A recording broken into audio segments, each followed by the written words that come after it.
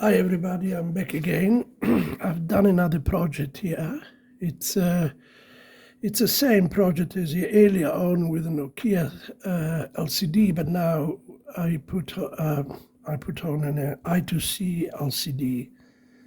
Okay, so as you can see, luckily still flashing because I put an antenna, and this wire is extending to the window sill, otherwise it'll stop working. Okay, so let me have a look about it. Yeah, okay, we got it right. And yeah, it's giving us the latitude, which is -34 because we are on the southern hemisphere. And the longitude is 1842. Okay, so there you are. And we're in Cape Town, that's why it's the southern hemisphere. Okay.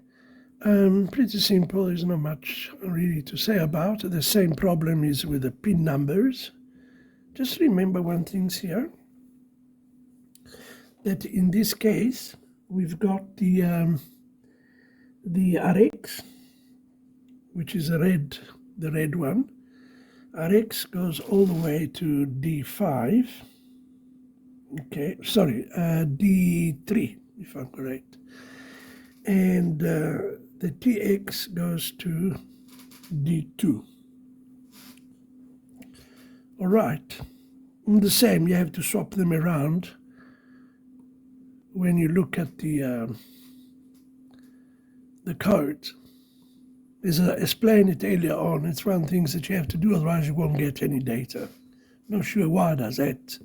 See, RX is pin 2, and TX is in 3. And this is the software initialization for the pins. So now we can see here that RX is on the number 3, okay? But it's actually on the software, on the code, it's on 2.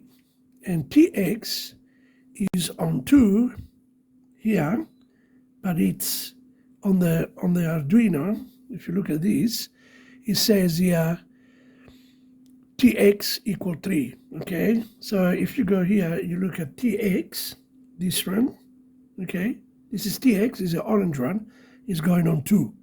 So it has to be opposite of the code. So the code says that TX is on D3, is actually you have to move it to D2 when you put it on the microprocessor, otherwise it won't work if you swap them as it should be. So this is just to let you know that this is other problem with you might not have the same problem I've got with this one, not understand it still, but in any case, yeah, it's one of those things. So here we are. Maybe I should lift up a bit.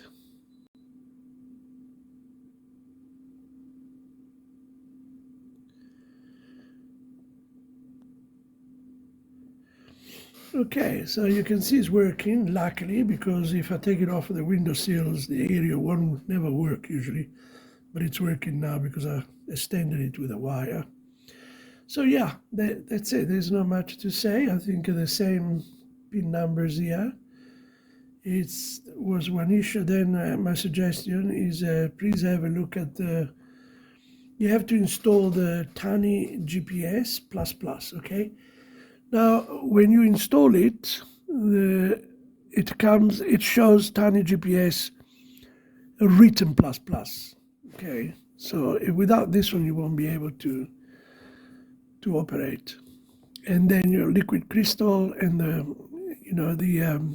SoftwareSerial and so on. The rest is, is just keep it on 960. The serial bounds and the bounds of the reading, because it's they are small microprocessor, this one, so that it doesn't require too much influence on the memory. Okay, so there we are. It shows you the longitude and latitude, longitude and latitude. Perfect, guys. Thank you very much. I hope you like it. And if you do, please give me a thumbs up. Thank you. Have a good day. Ciao.